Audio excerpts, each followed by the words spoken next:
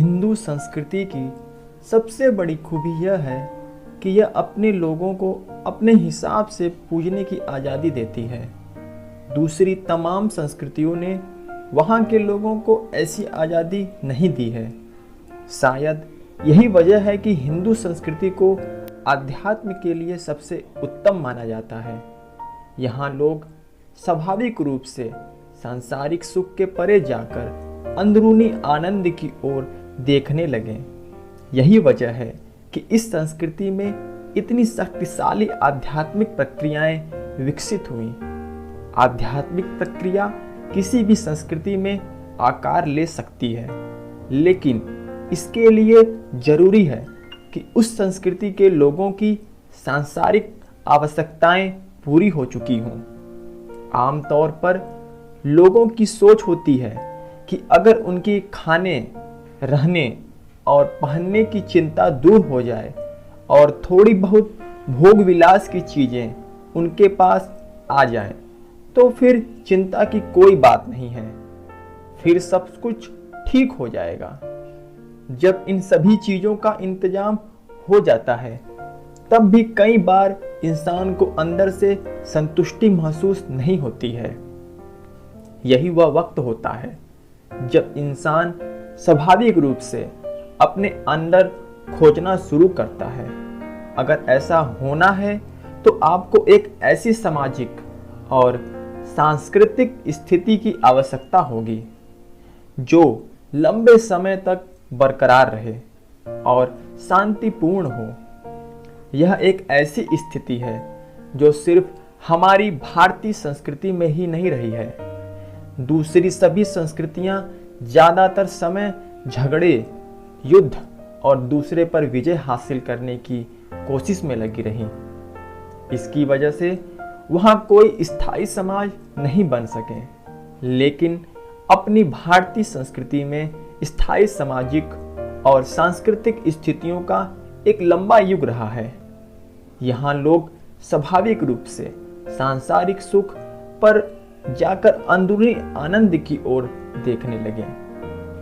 यही वजह है कि इस संस्कृति में इतनी शक्तिशाली आध्यात्मिक क्रियाएं विकसित हुई।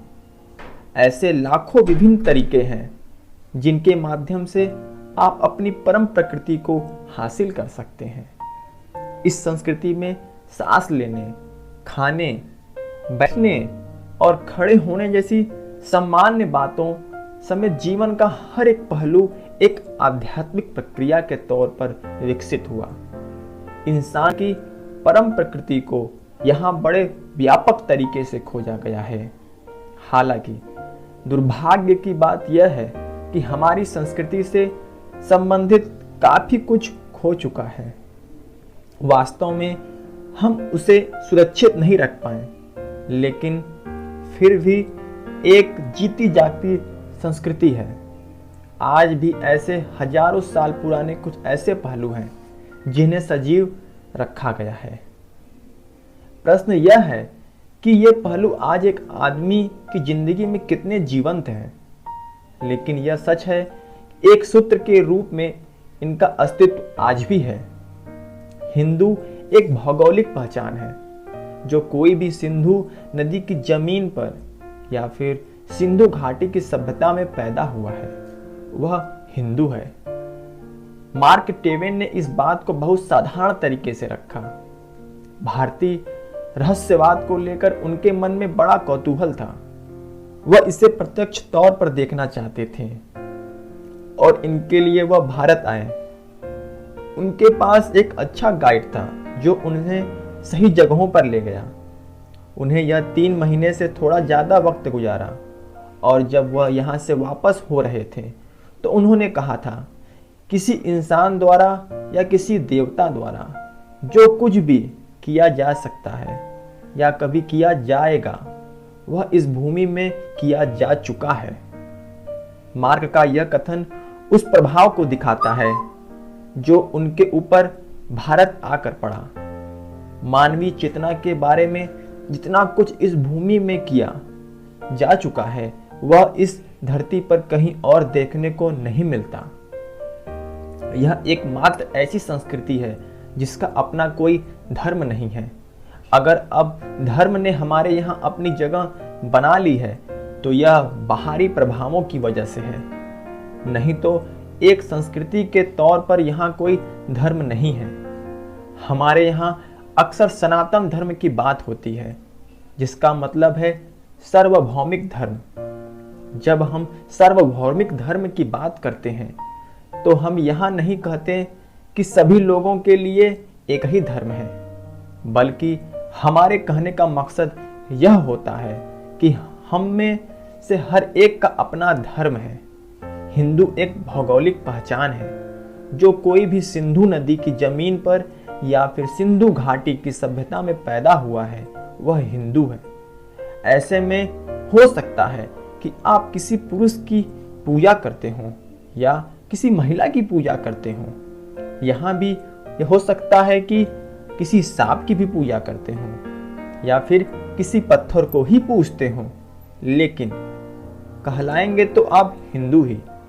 अपने पति पत्नी या बच्चे की पूजा करते हुए भी आप हिंदू हो सकते हैं। ऐसा भी संभव है कि अपने जिंदगी में किसी की भी पूजा न की हो, लेकिन इस दशा में भी आप हिंदू ही रहेंगे। इसलिए हिंदू होने का संबंध किसी धर्म विशेष से नहीं है। हिंदू कोई धर्म नहीं है, यह तो बस एक संभावना है। यहाँ हर कोई वह सब करने को आजाद है जो वह चाहता है। हमारे अलावा ऐसी कोई भी संस्कृति नहीं है जिससे अपने लोगों को ऐसी आजादी दी हो। बाकी की सभी संस्कृतियों में इस बात पर जोर था कि वे लोगों को ऐसी किसी न किसी चीज में श्रद्धा रखनी चाहिए जो उस संस्कृति में प्रभावशाली हो। अगर कोई भी उसमें भरोसा नहीं रखता था तो उसे अपने आप में ही उस सभ्यता का शत्रु माना जाता था। इस गुनाह के लिए या तो उसे सूली पर चढ़ा दिया जाता था या फिर उसे जला दिया जाता था। लेकिन अपने यहाँ कभी इस तरह के उत्पीड़न की परंपरा नहीं रही, क्योंकि किसी का कोई विशेष मत है ही नहीं। आप अपने घर के अंदर ही देख लीजिए, पति एक देवता की पूजा करता है तो पत्नी किसी दूसरे की, और बच्चे किसी और देवता को मानते हैं। इसमें किसी को कोई समस्या नहीं, हर कोई अपना हिसाब से चल रहा है। लेकिन इस संस्कृति की सबसे महत्वपूर्ण बात यह है कि हर कोई अपनी मुक्ति के लिए कोशिश करता है। अगर यह वीडियो पसंद आए तो कृपया चैनल को सब्सक्राइब करना ना भूलें और अपने मित्रों को भी जरूर शेयर करें। धन्यवाद।